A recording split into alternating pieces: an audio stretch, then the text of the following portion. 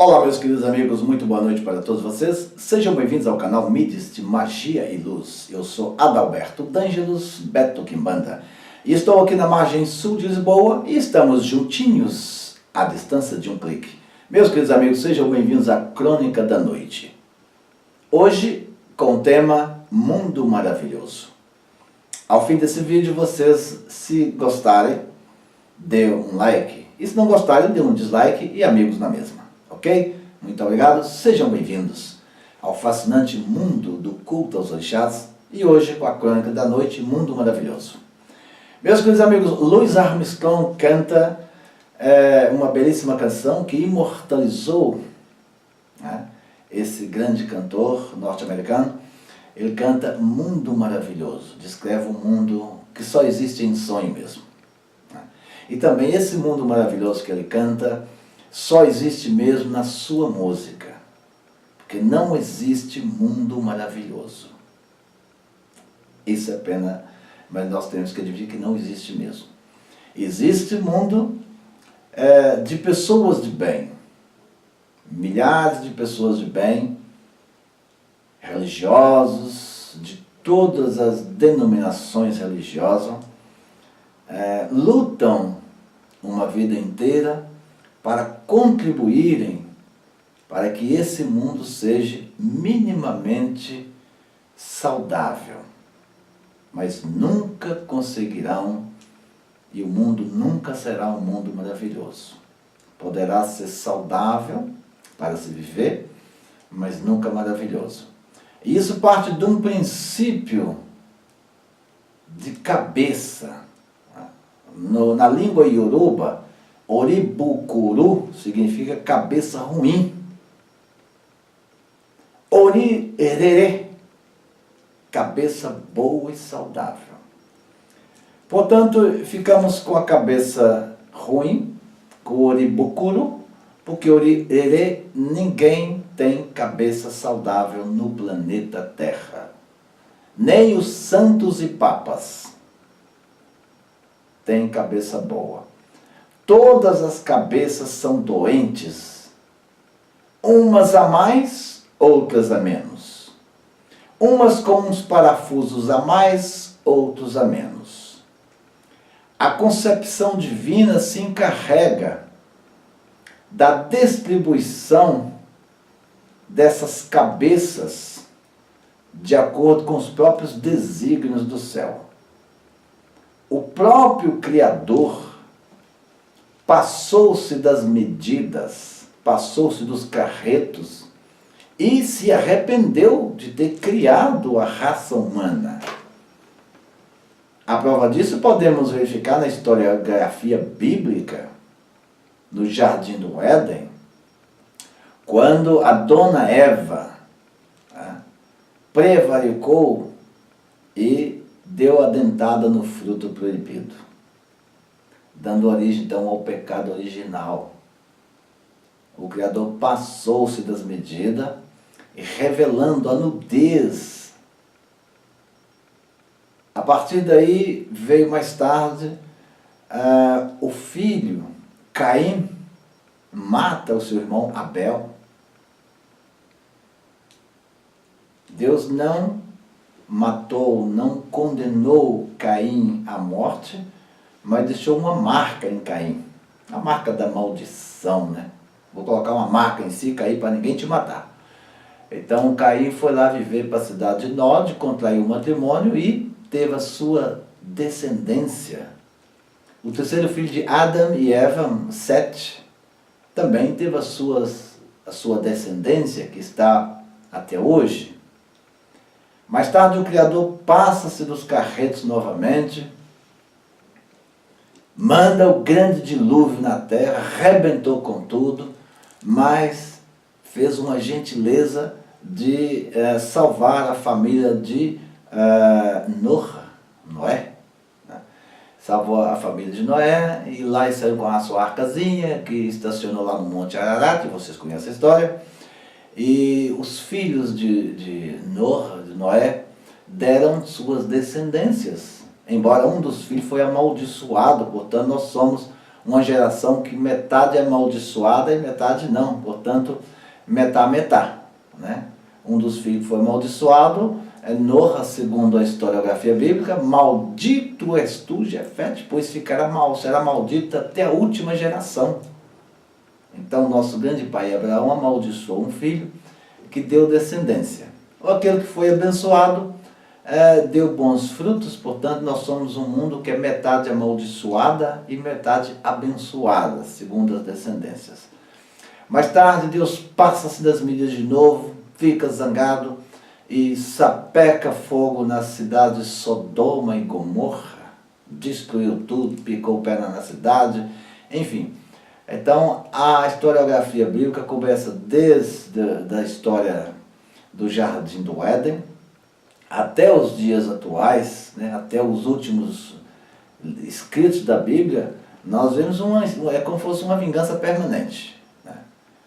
Depois o chamado povo de Israel, né, que são as tribos que vieram do Egito, né, atravessaram o Mar Vermelho, né, e atravessaram o deserto. Até no próprio deserto a ira de Deus manifestou em cima daquele povo, que a areia, o deserto engoliu a tribo inteira, engoliu as pessoas vivas.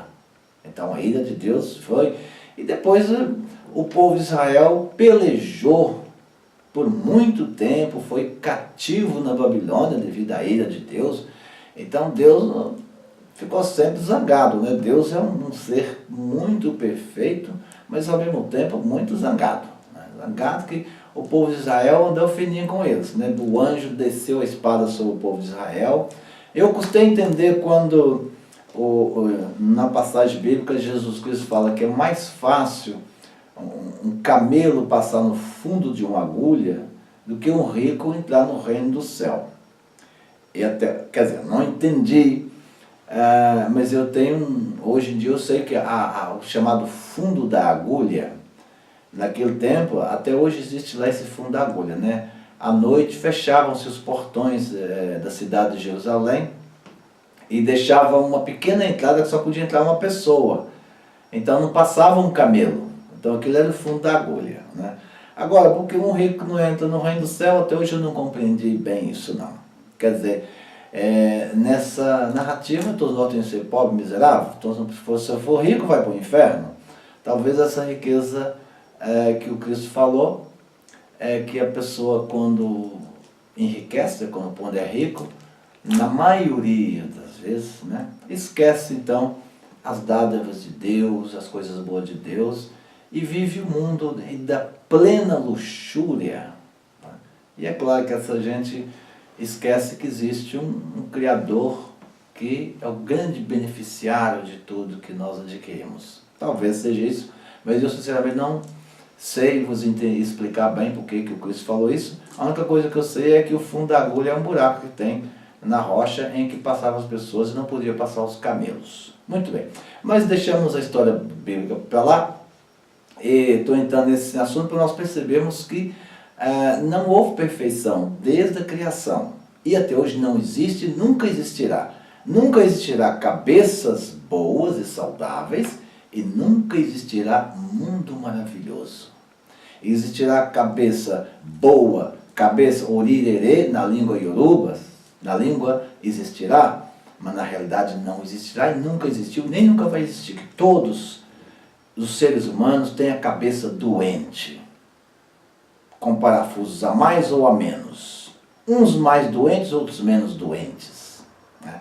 Cabe a cada ser humano que acha que possui a cabeça um pouquinho mais sã, ou seja, menos doente, contribuírem para que essas cabeças doentes possam se tratar e se elevar um pouquinho, pelo menos um patamar, na vida social, moral e espiritual. Mas se as cabeças boas, né, tiverem a tendência de afastarem-se das cabeças ruins, o mundo continuará um mundo desgraçadamente inferior e nunca será nem sombra de maravilhoso. Né? No mundo espiritual, é comum os bons espíritos que se encontram numa esfera mais elevada Lembrando que o espírito está em estado permanente de evolução. Mas é muito comum aqueles que se encontram numa esfera mais elevada, eles estenderem as mãos para puxar para si, né, para um patamar mais elevado, aqueles espíritos que se encontram numa esfera muito baixa, num nível muito fracassado. Então os espíritos mais elevados têm a tendência a puxar, né? Essa é a continuidade da evolução espiritual. Então, em se tratando de espírito, cabeça, né? Agora, como fala cabeça ruim? Cabeça ruim, se uma pessoa julga que é sábia em alguma coisa, não procure não afastar das pessoas insensatas, das pessoas de cabeça ruim. É claro que tudo tem um limite, né? Ter cabeça ruim, né? Agora tem pessoa que não tem cabeça ruim. Tem pessoa que tem lascívia, maldade. Há pessoas assim, né? Essas pessoas, naturalmente, por mais que nós tentamos aproximar delas, elas acabam nos destruindo e nos arrastando para o nível delas, né? Mas na maioria das vezes uma pessoa de cabeça fraca, na verdade é uma pessoa que tem um espírito muito fraco, que está num nível muito baixo, e nós devemos contribuir para a evolução desses espíritos. Mesmo estando encarnados, no plano dos encarnados, nós possamos ter o senso da compreensão. Para nós podermos julgarmos a cabeça de uma pessoa, se ela é doente, se ela é ruim, nós precisamos de, primeiro, conhecer os condicionalismos da neurolinguística espiritual e suas limitações, para que nós possamos julgar a cabeça e a atitude de cada pessoa. O nosso saudoso Mahatma Gandhi, grande homem que andou sobre a Terra, em seus escritos e poemas, que ele escreveu inúmeros, há um que marca muito, quando ele fala assim: eu só peço a Deus que a guerra não me seja indiferente, que a morte não me encontre um dia solitário sem ter feito o que devia. Olha que dignidade desse homem para nos deixar esse legado tão maravilhoso. Porque infelizmente nós desejamos sempre fazer aquilo que queríamos, que queremos. Vivemos uma vida inteira só fazendo aquilo que queremos.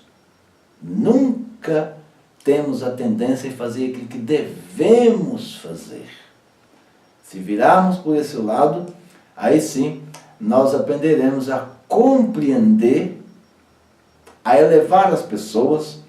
A oração da Caritas, ela é perfeita, psicografada por Chico, quando fala, o Espírito recomenda: desce, elevando os que te comungam na perfeição, para que a vida em torno de si suba igualmente de nível.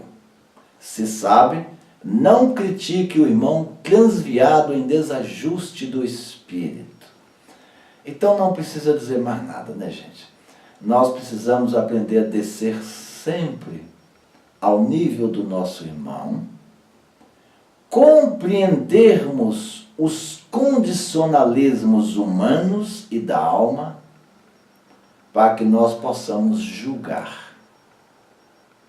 Não julgar e condenar, porque nem temos essa capacidade. Na verdade, temos a capacidade de avaliar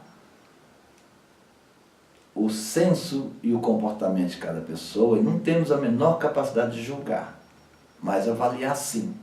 Criticar sim, criticar de forma construtiva, para que essa pessoa possa evoluir. Mas se nós tivermos a tendência a passar em cima das pessoas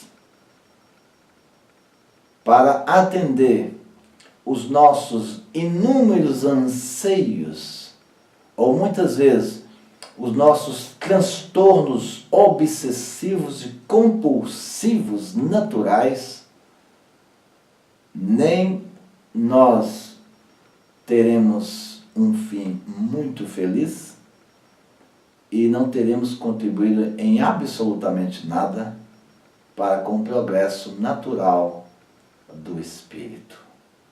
Muito boa noite para todos vocês. É um prazer muito grande poder estar aqui e sejam bem-vindos sempre. Se desejarem, liguem para os números que aparecem no ecrã e teria muito gosto em tocar um dedinho de prosa com vocês. Beto Quimbanda, ao vosso serviço. Boa noite.